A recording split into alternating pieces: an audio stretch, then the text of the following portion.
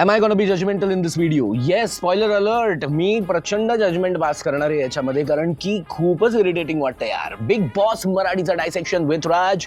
Let's go. कोल्हापूरचे माझे ex colleague आहेत, फ्रेंड्स आहेत, but no one is as noisy, as idiotic and as irritating as Ruchita Jamdar. मी म्हटलो तुम्ही जजमेंटल होणार आहे.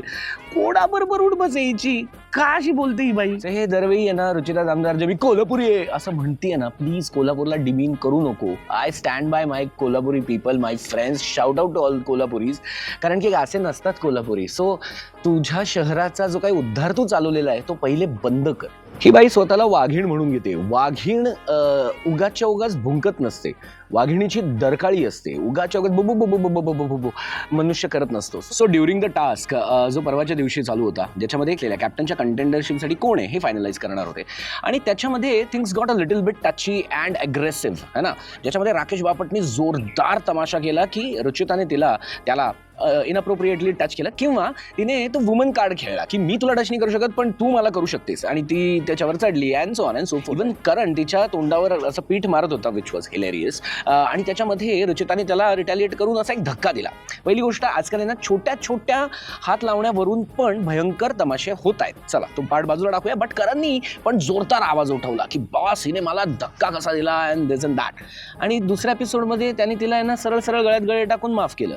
मग असं बिहेवियर शेवटी तुम्ही अप्रिशिएट करताय, पॅम्पर करताय, गोंजारताय, आणि हे रिपीट होणार.